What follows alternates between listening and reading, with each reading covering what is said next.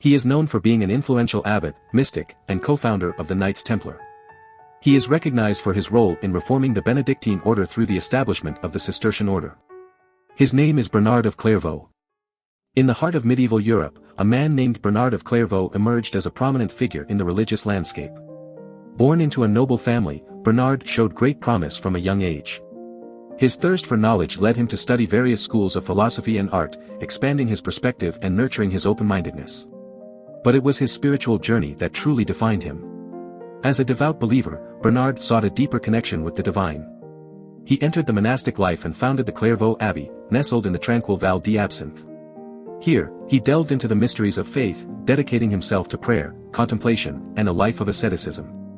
Bernard's influence extended far beyond the walls of his abbey.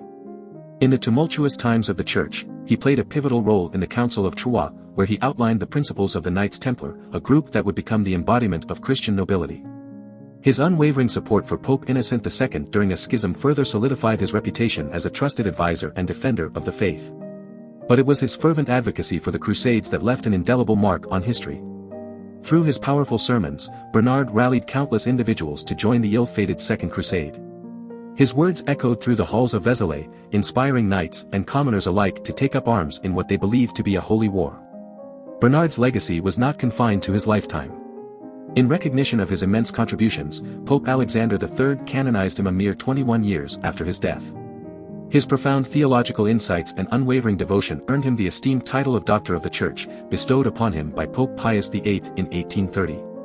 Bernard of Clairvaux, a man driven by his faith, his intellect, and his unwavering commitment to the divine, left an enduring impact on the religious and philosophical landscape of medieval Europe. His story, filled with passion, conviction, and a profound understanding of the human condition, continues to inspire and captivate new generations of thinkers and seekers of truth. Bernard, a young nobleman from Burgundy, grew up in a family deeply rooted in the highest nobility. His parents, Tesselin de Fontaine and Elise de Montbard, instilled in him a strong sense of faith and devotion. As a child, Bernard showed a keen interest in literature and rhetoric, but it was his special devotion to the Virgin Mary that would shape his philosophy later in life. From a young age, Bernard emphasized the value of a personally held faith, finding inspiration in the life of Christ and placing a new emphasis on the Virgin Mary as an intercessor.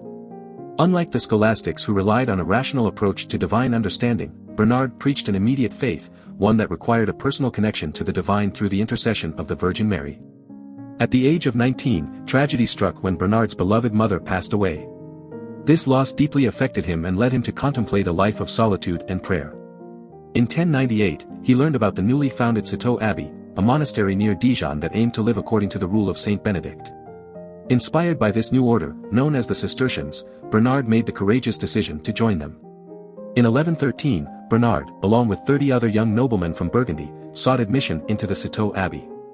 His unwavering dedication and powerful example convinced many others to follow his path into the monastic life. Bernard's philosophy of immediate faith and his deep connection to the Virgin Mary resonated with those around him, drawing them closer to a more personal experience of divinity. Bernard of Clairvaux, the renowned abbot of Clairvaux, was a pivotal figure in the growth of the Reformed Benedictine community at Citeaux. In just a few years, this small community flourished, prompting Bernard to establish a new house at Vallée d'Absinthe, which he named Clairvaux. This marked the beginning of Bernard's inseparable connection with Clairvaux.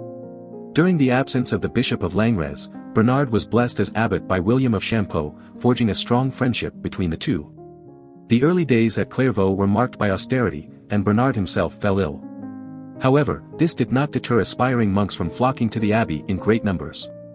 Even Bernard's own father and brothers embraced the monastic life, leaving only his sister Humbeline in the secular world. Gerard, Bernard's older brother, took on the role of cellarer at Citeaux. The success of Clairvaux led to the establishment of new communities, including Trois-Fontaines Abbey, Fontenay Abbey, and Foigny Abbey. Amidst the triumphs, Bernard faced his fair share of challenges. During one of his absences from Clairvaux, the Grand Prior of the Abbey of Cluny managed to entice Bernard's cousin, Robert of Chatillon, away from the community. This incident led to one of Bernard's most heartfelt and emotional letters. The monks of Cluny, a powerful Benedictine abbey, were also displeased with Citeaux's rising prominence and criticized the Cistercian way of life. In response to these criticisms, Bernard defended the Cistercians with his apology, at the request of William of Asti-Thierry. His eloquent defense caught the attention of Peter the Venerable, the abbot of Cluny, who professed his admiration and friendship. The influence of Bernard's apology even prompted Cluny itself to undergo a reform, with Abbot Suger, the minister of Louis VI of France, embracing Bernard's teachings. Bernard of Clairvaux's philosophy and his leadership at Clairvaux Abbey had a profound impact on the monastic orders of his time. His dedication to austerity, spiritual growth, and the pursuit of divine knowledge inspired countless individuals to embrace the monastic life. Even today, his teachings continue to offer valuable insights on how to navigate the challenges of daily life with faith, resilience, and a deep connection to one's spirituality. In 1128, Bernard, a renowned doctor of the Church, found himself at the Council of Troyes, a gathering called by Pope Honorius II. This council aimed to resolve conflicts among the bishops of Paris and address various matters concerning the Church in France. Recognizing Bernard's wisdom and capabilities, the bishops appointed him as the secretary of the council and entrusted him with the task of drafting the synodal statutes. During the council, a significant event took place when the Bishop of Verdun was removed from his position. It was in this moment that Bernard seized the opportunity to make a lasting impact. Inspired by his deep faith and commitment to Christian ideals, he composed a rule for the Knights Templar, a military order. This rule quickly gained recognition and became a model of Christian nobility and chivalry. Bernard's admiration for the Knights Templar did not go unnoticed. In his work, Liber ad Milites Templi de Laudi Novi Militiae, he extolled the virtues of this new order. He praised their dedication to both spiritual and physical pursuits, emphasizing the importance of their mission and the noble qualities they embodied.